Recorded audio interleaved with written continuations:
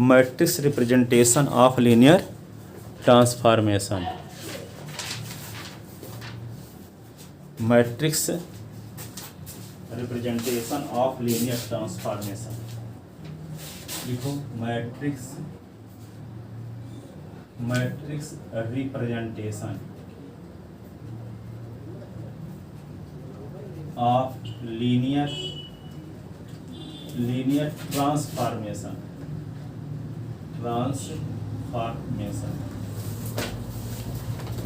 Matrix represent, ठीक है। रेखीय रूपांतरण का आव्यूह निरूपण हिंदी में कहते हैं। रेखीय रूपांतरण का आव्यूह निरूपण मतलब रिप्रेजेंटेशन, ठीक है। Matrix representation of linear transformation, ठीक है ना। हाँ। तो देखो यहाँ पे हम ये कहना ये चाहते हैं कि जैसे मान लो कोई वेक्टर स्पेस है, मान लो V2F, समझ लो अच्छे से। अब V2F से V2F में एक मैपिंग है, T मान लेते हैं उसका नाम है, ठीक है। V2F से V3F ये V2F है मान लो, उसी में। हाँ हाँ, ये लीनियर ट्रांसफॉर्मेशन। हाँ आइए लीनियर ट्रांसफॉर्मेशन इस प्रकार से डिफाइंड है कि यहाँ V2F के किसी एलिमेंट AB में यदि T लगाते हैं तो इस ये T का काम क्या है कि दूसरे कंपोनेंट को जीरो कर देता है। T ये जीरो हो जाता, ये तो वही रहता है, अभी जीरो कर देता है, सेकंड वाला जीरो हो जाता। हाँ। इस प्रकार से लीनियर ट्रांसफॉर्मेशन डिफाइंड है। हाँ। तो जब ये V2F है तो ये तो जानते हो कि ये फाइनाइट डायमेंशनल वेक्टर स्पेस है, दो एलिमेंट, इसके बेसिस में एलिमेंट की संख्या दो होगी। हाँ। तो मान लेते हैं इसका बेसिस क्या है, B है, और इसके एलिमेंट स्टैंडर्ड बेसिस क्या होगा, 1 0 0 1, ठीक है। ये तो कंफर्म पता है, हाँ। स्टैंडर्ड बेसिस तो पता ही रहता है सबका। V3F का स्टैंडर्ड बेसिस क्या होता है, 1 0 0 0 1 0 0 0 1। तो V2F का स्टैंडर्ड बेसिस है, ठीक है। तो यहाँ पे देखते हैं कि इस एलिमेंट में T लगा दें, किस एलिमेंट 1 0 में, तो 1 0 में T लगाने से T का काम क्या है, जिस एलिमेंट में T लगता है तो फर्स्ट कंपोनेंट को यथावत रखता है और सेकंड कंपोनेंट को जीरो कर देता है। तो सेकंड ऑलरेडी जीरो है। हाँ, तो यहाँ पे क्या आएगा, 1 0 आएगा कि नहीं आएगा, ठीक है। डेफिनेशन लगाओगे, आप 0 1 में भी लगाओगे तो फर्स्ट को तो यथावत रखेगा, सेकंड को जीरो कर देगा, ठीक है। तो T लगाने से जो एलिमेंट प्राप्त हुआ है उसको व्यक्त करो बेसिस के वेक्टर के लीनियर कॉम्बिनेशन के फॉर्म में। अच्छा। तो बेसिस के वेक्टर के लीनियर कॉम्बिनेशन के फॉर्म में व्यक्त करोगे तो क्या आएगा, ये आएगा 1 इंटू ये 1 0 और इसको लिखोगे 0 इंटू 0 1। तो ये क्या आ गया, इसका नाम हम रख लें अल्फा 1 और इसका नाम रख लें अल्फा 2, ठीक है। तो ये क्या होगा 1 अल्फा 1 आ गया और ये 0 अल्फा 2 आ गया, ठीक है। अब इसमें 0 0 आया है तो इसको क्या लिख सकते हैं, 0 इंटू 1 0 और 0 इंटू 0 1 0 1, इसको लिख सकते हैं 0 इंटू अल्फा 1 और 0 इंटू अल्फा 2, ठीक है। तो यहाँ पे देखो कि जो बेसिस में वेक्टर थे उन वेक्टर में लीनियर ट्रांसफॉर्मेशन T लगाए थे, T लगाने के बाद जो रिजल्ट आया उस रिजल्ट को व्यक्त किए बेसिस के वेक्टर के लीनियर कॉम्बिनेशन के फॉर्म में। तो बेसिस के वेक्टर के लीनियर कॉम्बिनेशन फॉर्म में व्यक्त करने के लिए जिन स्केलर की जरूरत पड़ी तो वे स्केलर क्या थे, 1 0 0 0 थे, 1 0 0 0 थे, 1 0 0 0 थे ये दोनों स्केलर, बिल्कुल, ठीक है। 1 0 0 0, ठीक है। अब इस स्केलर से एक मैट्रिक्स बनाए और उस मैट्रिक्स का ट्रांसपोज मैट्रिक्स निकाल दो। इस मैट्रिक्स का जो ट्रांसपोज मैट्रिक्स है रो को कॉलम में चेंज कर दो, तो ये कहलाएगा 1 0 0 0, बिल्कुल, ठीक है। हाँ। तो ये एक का जो मैट्रिक्स, कहने का मतलब जिस स्केलर की जरूरत पड़ी उस स्केलर से जो मैट्रिक्स बना उस मैट्रिक्स का ट्रांसपोज मैट्रिक्स निकाले, उसे कहते हैं लीनियर ट्रांसफॉर्मेशन T का बेस B के रिस्पेक्ट मैट्रिक्स है। लीनियर ट्रांसफॉर्मेशन T का बेस B के रिस्पेक्ट मैट्रिक्स कहते हैं। तो डिनोट करने की परंपरा है TB से, ठीक है, T कामा B। लीनियर ट्रांसफॉर्मेशन T का बेस B के रिस्पेक्ट मैट्रिक्स है, क्या होगा 1 0 0 1। तो यानी कहने का मतलब ये हुआ कि जो बेसिस में एलिमेंट रहेंगे तो बेसिस के एलिमेंट में T लगाएंगे, T लगाने से जो एलिमेंट प्राप्त होंगे उन एलिमेंट को बेसिस के वेक्टर के लीनियर कॉम्बिनेशन के फॉर्म में लिखने के लिए कुछ स्केलर की जरूरत पड़ेगी। तो जिन स्केलर की जरूरत पड़ेगी उन स्केलर से जो मैट्रिक्स बना है उस मैट्रिक्स का जो ट्रांसपोज मैट्रिक्स है वे कहलाता है लीनियर ट्रांसफॉर्मेशन T का बेस B के रिस्पेक्ट मैट्रिक्स कहलाता है, ठीक है ना। ट्रांसपोज वाला मैट्रिक्स। क्या करेंगे, सबसे पहले क्या दिया है, कोऑर्डिनेट ट्रांसफॉर्मेशन टी दिया रहेगा, क्वेश्चन में डिफाइंड है कैसे कैसे, ठीक है। क्वेश्चन में डिफाइंड रहेगा वे। फिर बेसिस दिया रहेगा, तो बेसिस के एलिमेंट में क्या लगा दोगे, टी लगा दोगे, जो लीनियर ट्रांसफॉर्मेशन दिया है, तो उसको तो रिजल्ट बदल जाएगा। तो रिजल्ट जो बदला हुआ आएगा तो उसको व्यक्त करेंगे किसमें, बेसिस के वेक्टर के लीनियर कॉम्बिनेशन के फॉर्म में। और उसको जैसे टी लगाने के बाद ये आया, अब इसको व्यक्त कर रहे हैं हम क्या, बेसिस के वेक्टर के लीनियर कॉम्बिनेशन के फॉर्म में। तो लीनियर कॉम्बिनेशन के फॉर्म में व्यक्त करने के लिए कुछ स्केलर की जरूरत पड़ेगी, तो यहाँ स्केलर की जरूरत पड़ी 1 और 0 और 0 0। तो इनसे जो इनके कोफिशिएंट से एक मैट्रिक्स बना, उसका नाम ए रख लिए और ए का ट्रांसपोज निकाल दिए। ट्रांसपोज मतलब क्या होगा, रो को कॉलम में चेंज कर, हां बेस बी के रिस्पेक्ट। हाँ, तो वो जो आएगा ट्रांसपोज मैट्रिक्स वो कहलाएगा लीनियर ट्रांसफॉर्मेशन टी का बेसिस के रिस्पेक्ट मैट्रिक्स, ठीक है, बेसिस के रिस्पेक्ट मैट्रिक्स कहलाएगा, ठीक है। समझ में आया? हां। वेक्टर स्पेस दिया रहेगा, वेक्टर स्पेस में लीनियर ट्रांसफॉर्मेशन कैसे डिफाइन है क्वेश्चन में दिया रहेगा, एक बेसिस दिया रहेगा, ठीक है। तो बेसिस में जो एलिमेंट दिए गए हैं उन एलिमेंट में लीनियर ट्रांसफॉर्मेशन टी लगाएंगे, टी लगाने से वो एलिमेंट बदल जाएंगे। जब एलिमेंट बदले हुए आएंगे तो उनको क्या करेंगे, बेसिस के वेक्टर के लीनियर कॉम्बिनेशन के फॉर्म में लिखेंगे। तो बेसिस के वेक्टर के लीनियर कॉम्बिनेशन के फॉर्म में लिखने के लिए स्केलर की जरूरत पड़ेगी। जिन स्केलर की जरूरत पड़ेगी उन स्केलर का जो कोफिशिएंट मैट्रिक्स है उसका ट्रांसपोज मैट्रिक्स निकाल दोगे तो क्या आ जाएगा, लीनियर ट्रांसफॉर्मेशन टी का बेसिस के रिस्पेक्ट मैट्रिक्स, बेसिस के रिस्पेक्ट मैट्रिक्स या मैट्रिक्स रिप्रेजेंटेशन कहलाएगा, ठीक है। इसको लिखना ही पड़ेगा। हाँ तो लिखते हैं क्वेश्चन, हाँ क्वेश्चन लिख के देते हैं तो बात समझ में आ जाएगी, फिर उसको थ्योरी भी बना देंगे उसी से, ठीक है। थ्योरी भी समझ में आ गई, थ्योरी भी समझ में आ गई, क्वेश्चन ऐसे समझ, क्वेश्चन है कर देंगे सब समझ में आ जाएगा। हाँ तो लिखो क्वेश्चन एक है वेरी इंपॉर्टेंट क्वेश्चन जो कि हमेशा आता है, a linear transformation T a linear, अब ये क्वेश्चन में डिफाइन रहेगा कि पहला इन 0 होगा कि दूसरा, लीनियर ट्रांसफॉर्मेशन, हाँ क्वेश्चन में लिखा रहेगा, वो जरूर नहीं कि जिनमें बहुत कुछ भी हो सकता है, जैसे डिफाइन हो उसको लेकर चलोगे आप, हाँ जैसा कहेगा वैसा करना। Linear transformation T on V2F, V2F में है, इसका मतलब V2F से V2F में है, is defined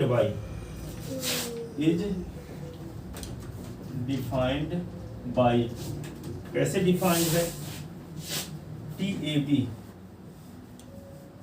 is equal to A, 0, then find the matrix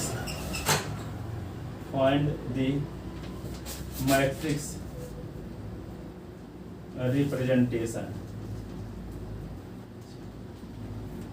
matrix representation of T with respect to basis B, with respect to standard basis,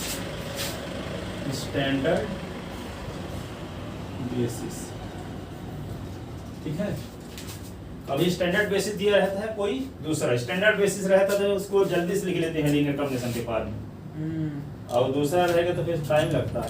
standard basis में पहले उसको बनाना पड़ेगा। हाँ स्टैंडर्ड बेसिस वाला तो आसान, जो लीनियर कॉम्बिनेशन में लिखना बहुत आसान है। जो एलिमेंट रिजल्ट में आते हैं 0 × α1 0 और दूसरा कंपोनेंट α2 लिख देते हैं। हाँ बिल्कुल ठीक है। अब जो स्टैंडर्ड बेसिस नहीं रहेगा तो वहाँ s इंटू लिखेंगे, y इंटू लिखेंगे, s y की वैल्यू निकालेंगे। फिर उसके बाद स्टैंडर्ड बेसिस भेजेगा, फिर उसके उसमें हाँ। स्टेप मतलब बड़ा हो जाएगा। हाँ उसमें बड़ा हो जाए तो पहले छोटे से तो of t with respect to standard basis,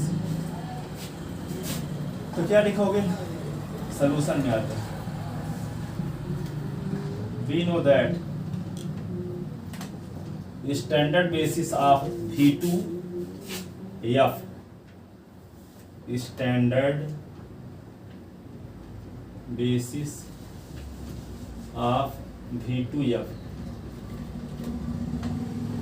B क्या होगा, P is equal to alpha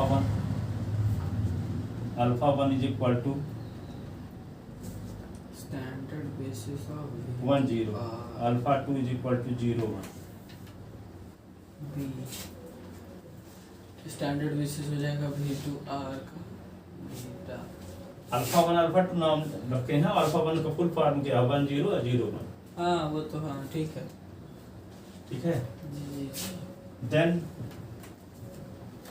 we have to find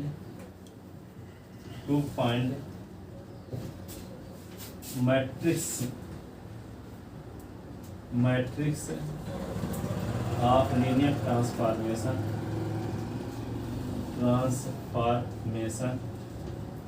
T with respect to basis B with respect to standard matrix of linear transformation standard basis B ठीक है। For it इसके लिए for it हर एक element में T लगाते हैं तो T alpha 1 का मतलब टी अल्फा 1 का पूरा नाम 1 0 तो क्या होती है डेफिनेशन टी की, जिसमें भी लगता है फर्स्ट कंपोनेंट को यथावत रखता है, सेकंड को 0 बना देता है टी। ऐसी डेफिनेशन क्योंकि टी ए भी बराबर ए जीरो लिखा है। ए 0 लिखा है। अब इसको स्टैंडर्ड बेसिस है तो यहाँ पे क्या लिखोगे 1 इंटू 1 0 और 0 इंटू 0 1 लिख सकते हैं आसानी से। ठीक है, जब स्टैंडर्ड बेसिस रहता है तब। अच्छा बाकी में नहीं लिख सकेंगे तो 1 इंटू अल्फा 1 और 0 इंटू अल्फा 2 आ गए। एक बार इसको फिर से टी लगाने के बाद ये आ गया। आगे जब लिखना है तो इसको व्यक्त करना है बेसिस के वेक्टर के लीनियर कॉम्बिनेशन के फॉर्म में। यही पहला कंपोनेंट लिखो फिर अल्फा 1, फिर दूसरा कंपोनेंट लिखो फिर अल्फा 2। अच्छा इसको सिंपलीफाई कर दिया जाएगा। ऐसा कब होगा जब स्टैंडर्ड बेसिस दिया रहेगा तब। जब स्टैंडर्ड बेसिस दिया नहीं रहेगा तो ऐसे जबरदस्ती नहीं लिख सकते हो, गलत हो जाएगा। अब टी अल्फा 2 का नाम क्या है 0 1। 0 1 में टी लगाओगे तो फर्स्ट कंपोनेंट यथावत रहेगा, सेकंड 0 बन जाएगा। 0 यथावत रहेगा, सेकंड 0 बन जाएगा, चाहे जो हो। इस प्रकार से डिफाइंड है टी ए बी बराबर ए 0 है। तो 0 0 हो गया। इसको लिखेंगे 0 इंटू 1 0 और 0 इंटू 1 0 1 ऐसे। तो क्या लिखेंगे 0 इंटू अल्फा 1 और 0 इंटू अल्फा 2।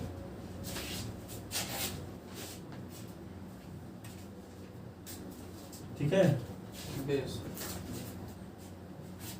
तो क्या होगा matrix representation of linear transformation T. Hence matrix representation वही आया 1 0 0 representation of T with respect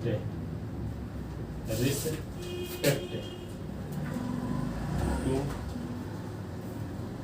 B. तो क्या लिखेंगे टी लिखेंगे और ये बी। अब क्या लिख देंगे यहाँ पे कि कोफिशिएंट से जो मैट्रिक्स बना है उसका ट्रांसपोज 1 0 0 0 और इसमें ट्रांसपोज का चिन्ह बना देंगे। ये इसी तरह करना पड़ेगा टी और पी के बीच में। एक बिंदी रखो, एक कॉमा लगा दो। जी ठीक है। अब कोफिशिएंट कौन कौन है 1 0 0 1 तो एक मैट्रिक्स बना कोफिशिएंट से, उसका ट्रांसपोज। कोफिशिएंट जो मैट्रिक्स बनेगा उसका ट्रांसपोज करना तो पड़ेगा। उसमें 1 लगाना पड़ेगा। कहाँ पे 1 0 0 1 और फिर ब्रैकेट करके उधर 1 ऐसा। हाँ, तो ट्रांसपोज का मतलब तो समझते हो ना। हाँ। रो को कॉलम में चेंज करना पड़ता, तो रो के एलिमेंट को कहाँ लिखे तो कॉलम में, तो 1 0। अब रो के एलिमेंट को वही आया देखो, वही ट्रांसपोजर कर रहे हैं ना, इसीलिए मैट्रिक्स के ब्रैकेट के ऊपर 1 लगाए हैं, ये कह रहा हूँ। 1 नहीं लगाए, वो डैश है। अच्छा डैश है ट्रांसपोज। पिछले साल पढ़े थे बारहवीं क्लास में। जैसे मान लो ए बराबर क्या है ए बी है और सी डी, तो ए का ट्रांसपोज ये डैश से लिखते हैं, थोड़ा ए टी से लिखते हैं, तो रो को कॉलम में चेंज कर देते हैं, तो ए बी है ये सी डी ऐसे। तो इसका ट्रांसपोज निकालेंगे तो टी भी डैश कर देंगे।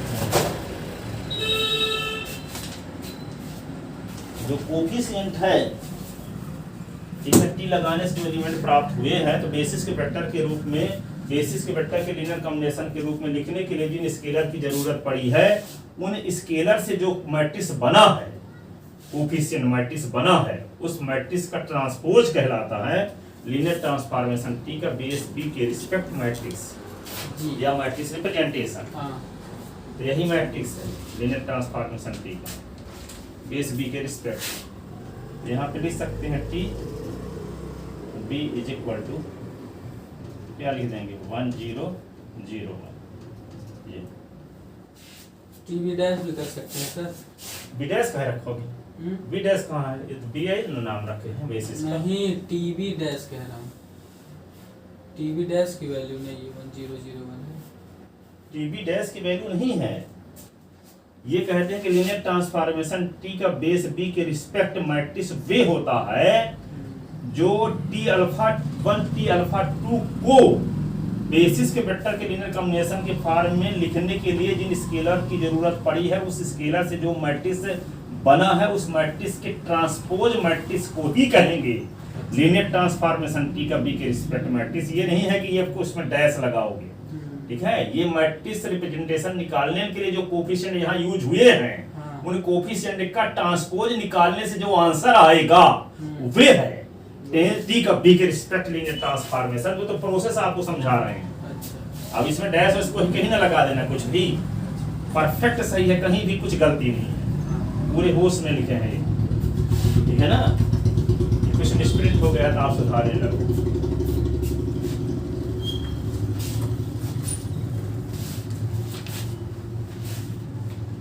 अब देखो ये आ गया, एक क्वेश्चन और देखो 3 D3F का स्टैंडर्ड बेसिस के रिस्पेक्ट ओके, तो 3 तो रहेगा है। इसमें 3 तो रहेगा। हाँ। 1 0 0 0 1 0 0 तो देखो अगला क्वेश्चन ये है, find the matrix representation, find the matrix representation, matrix representation of linear transformation T, of linear transformation, linear transformation T on V3R, on V3R defined as किस प्रकार से डिफाइंड है? ए बी सी में जब T लगा देते हो तो ऐसे होता है 2b + c comma a - 4b comma 3a, इस प्रकार से टी डिफाइंड है। 3 हाँ 2b + 3 ये भी वेरी मोस्ट क्वेश्चन। हाँ, with respect to basis, with respect to basis, with respect to basis.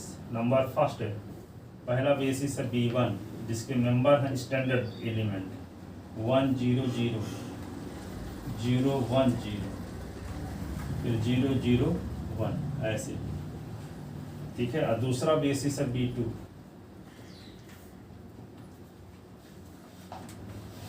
1 1 1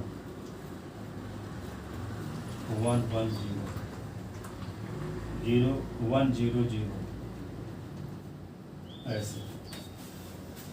1 1 1 1 1 0 1 0 0।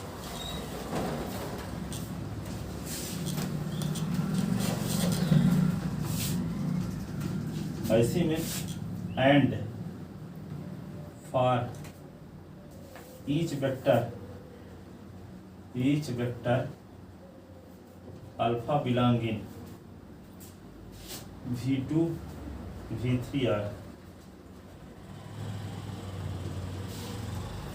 Check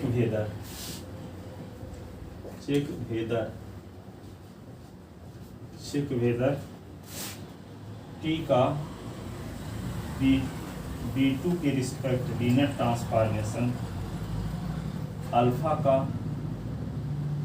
B2 के रिस्पेक्ट लीनियर मैट्रिक्स रिप्रेजेंटेशन का मल्टीप्लाई करो तो क्या आएगा? टी अल्फा का टी अल्फा का B2 के रिस्पेक्ट मैट्रिक्स रिप्रेजेंटेशन।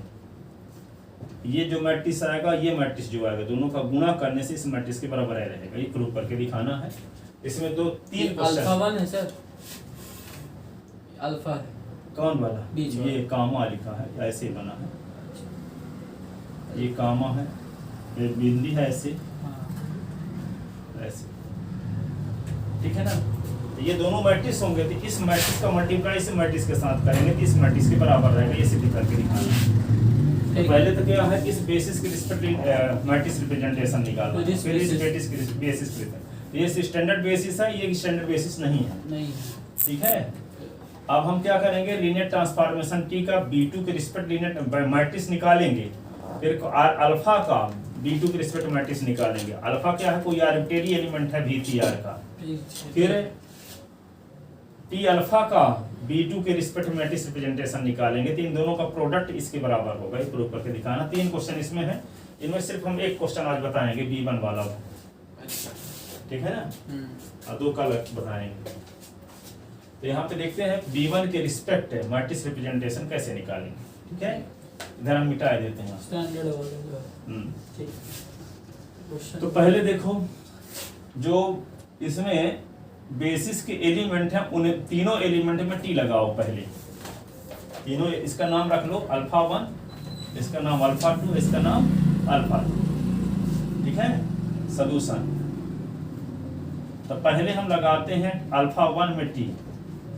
तो टी लगा दो तो अल्फा 1 का पूरा नाम क्या है, 1 0 0, ठीक है। अब ये 0 0 टी लगाने से क्या करता है, ये लिखा है सेकंड कंपोनेंट में 2 का मल्टीप्लाई प्लस थर्ड कंपोनेंट। तो सेकंड कंपोनेंट क्या है, यहाँ देखो 0, तो 2 × 0 प्लस थर्ड कंपोनेंट 0, फिर कामा फर्स्ट कंपोनेंट तो 1 माइनस 4 × सेकंड कंपोनेंट, यही ना। फिर कामा, फिर क्या लिखोगे 3 × फर्स्ट कंपोनेंट 1, यही ना जी।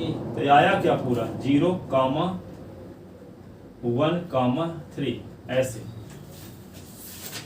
हाँ, ठीक है। टी अल्फा 1 आ गया।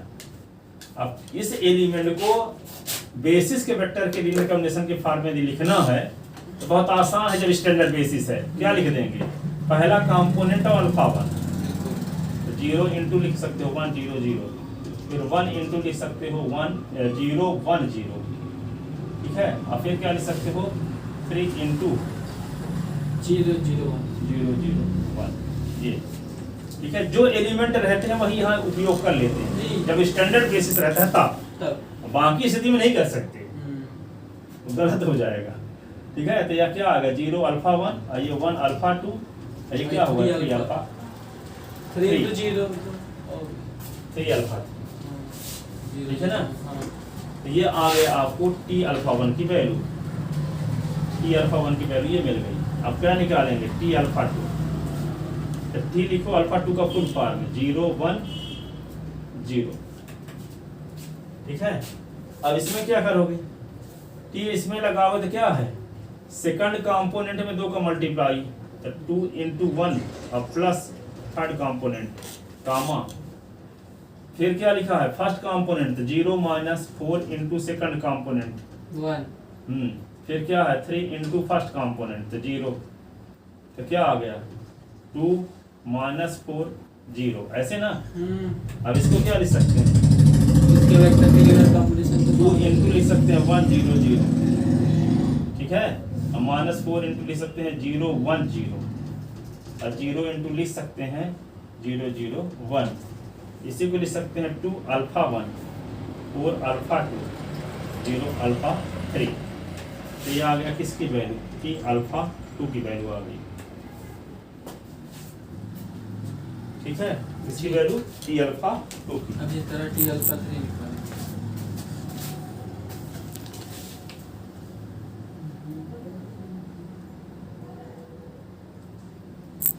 अब क्या निकालेंगे टी अल्फा 3 0 0 1, टी अल्फा 3, तो टी लिखो अल्फा 3 का मतलब क्या है 0 0 0 1, रूल लगाते हैं ये वाला। सेकंड। हाँ तो 2 इंटू सेकंड कॉम्पोनेंट 2 into 0 और प्लस थर्ड कॉम्पोनेंट प्लस 1 1, फिर एक first component 0, first component 4 into second 0 4 into 0 और 3 into first component 0, 3 into 0 3 into 0। तो तो t क्या आएगा 0 प्लस 1 3 1 है, ये क्या होगा 0 और ये क्या होगा 0, इतना ही आएगा ना। इसको लिख सकते हैं क्या 1 इंटू 1 0 0 0 इंटू लिखोगे 0 1 0 और फिर क्या लिखेंगे 0 इंटू लिखेंगे 0 0 1। इसका मतलब क्या आ गया 1 इंटू अल्फा 1, 0 इंटू अल्फा 2 और 0 इंटू अल्फा 3। ठीक है, जी सर। इस प्रकार आपको क्या मिला, देखो आपको यहाँ देखो टी अल्फा 1 बराबर रिजल्ट क्या मिला है, ये 0 into alpha 1, 1 into alpha 2, 3 into alpha 3। T alpha 2 is equal to क्या मिला है 2 अल्फा 1 माइनस 4 अल्फा 2 0 अल्फा 3 और टी अल्फा 3 तो क्या 1 into alpha 1 0 into alpha 2 0 into alpha 3। जिन स्केलर का यूज हुआ है उस मैट्रिक्स का क्या ट्रांसपोज कहलाएगा लीनियर ट्रांसफॉर्मेशन टी का B1 की रिस्पेक्ट मैट्रिक्स। ठीक है, तो क्या लिखोगे hence matrix representation of matrix representation of T with respect to basis B1। तो लिखेंगे कैसे, T लिखेंगे और ये क्या होगा B1 के रिस्पेक्ट मैट्रिक्स। तो क्या होगा जो इसमें कोफिशिएंट मैट्रिक्स बनता है उसका ट्रांसपोज करना पड़ेगा। 0 1 3 0 1 3 2 माइनस 4 0 और 1 0 0। इसका ट्रांसपोज का मतलब समझते हो ना, रो को कॉलम दूसरा। हाँ रो को कॉलम में बदल देगा। तो ये क्या होगा, इसका डैश हटाएंगे तो रो को कॉलम में बदलना पड़ेगा। तो रो के एलिमेंट है 0 1 3 तो कॉलम में लिखना पड़ेगा 0 1 3। ये 2 माइनस 4 0 1 0 0। ये लीनियर ट्रांसफॉर्मेशन टी का B1 के रिस्पेक्ट ये बेसिस हुआ। ठीक है ना, ये आ गया। तो समझ में आई बात। कोई वेक्टर स्पेस दिया रहेगा, उसका कोई बेसिस दिया रहेगा। ठीक है जी सर। तो बेसिस में जो एलिमेंट रहेंगे उनमें टी लगाएंगे। टी जिस प्रकार से डिफाइंड है, टी लगाने के बाद जो रिजल्ट आएंगे उन रिजल्ट को बेसिस के वेक्टर के लीनियर कॉम्बिनेशन के फॉर्म में लिखेंगे। तो लीनियर कॉम्बिनेशन के फॉर्म में लिखने के लिए कुछ स्केलर की जरूरत पड़ेगी। ठीक है, तो उन स्केलर का जो कोफिशिएंट मैट्रिक्स होगा उसका ट्रांसपोज करना पड़ेगा, तब आएगा लीनियर ट्रांसफॉर्मेशन टी का B1 बेसिस B1 के रिस्पेक्ट मैट्रिक्स। अब किसके रिस्पेक्ट, सब के रिस्पेक्ट हो गया। हाँ ठीक है, अब जब स्टैंडर्ड बेसिस नहीं रहेगा तो उस पर बताएंगे कैसे निकालेंगे। ठीक है, हाँ है ना, समझ में आया पूरा। हाँ हाँ, ये तो सरल है, जिसमें ना रहेगा उसमें एक्स वाई ये तो अब